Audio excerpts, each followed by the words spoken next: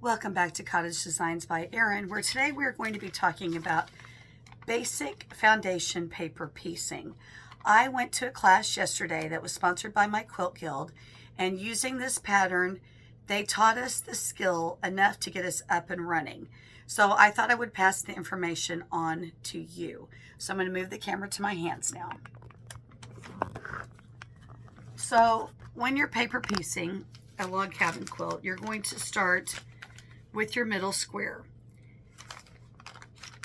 The directions are on one side, but you're actually working on the opposite side. So you're going to need a piece of fabric that is 1/4 inch wide, wider than A1. Flip it over on the wrong side. You use a dot of glue stick. Put your fabric in place. You can also put a pin in it if you want to. Okay, next I cut my strips in 1.5 inch wide pieces. The next piece would then lay down on top of this. We would pin it, and then you flip it over and you sew your A2 piece. Okay, once your A2 piece is sewn on, you flip it back and there you have it. All right, now before you go on to your next piece, you are cutting your pieces as you go. You're trimming them down. So that way then you don't have too much bulk underneath here. So I am on piece, let's see here. I did 12, 13. I am on A14, which is here at the top. So to sew at the top, I would put my piece down right across A14.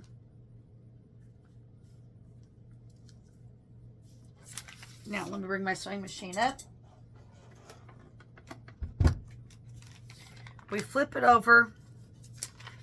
We find A14. I need to bring it up a little bit.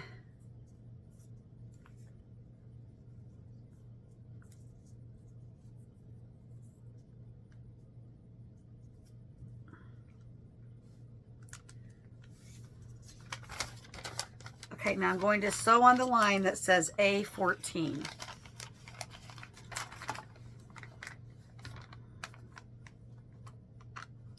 Just to get my own self going, I just give it a stab with one stitch before I actually use the presser foot. You want to make sure all your pieces are lying flat.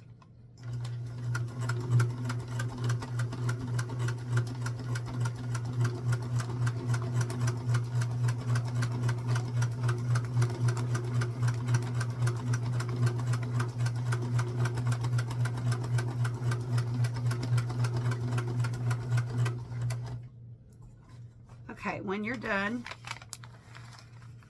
you pick it up. If you have a new machine, it will cut the threads for you. My machine doesn't have an automatic thread cutter.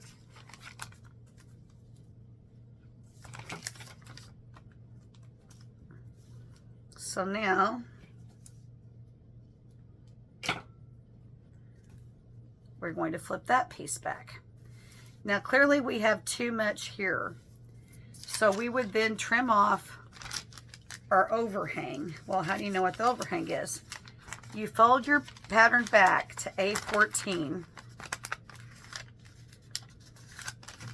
and this is your overhang, but you don't want to cut too much off. So in my case, I have 1/4 inch wide seam allowance right here. I mark that, and I'm only going to cut off just that little tiny bit. Or I could keep sewing and cut it later, okay? Now, I have too much on the end of the paper as well, so you could also cut this side off. But when you cut it off, it has to maintain 1/4 inch wide extra on the sides to get it caught into the next piece. So you're not going to cut too much. Okay, so I'm going to cut that. And I'm going to end up cutting this off. And then I'm just going to leave, I'll cut the purple, I guess, since that's overhang. You're going to cut off your overhang. but still leave a 1/4 of an inch wide. Okay, so next we would move on to our next number. Our next number is A15, which is on this side. So we get our strip, we fold it face down, sew it, and flip it back. And that is how you get your A15. Okay, then you just keep building around. Now, I was not very thoughtful when it came to my colors. You know, you see beautiful log cabins that would be all purple on one side, all cream on the other. I was not worried about color. I was worried about technique. Once I get the technique down, then I'll be able to work with the colors some more. What I like about this, it is time consuming, which is a pain, but it does give you perfectly straight edges.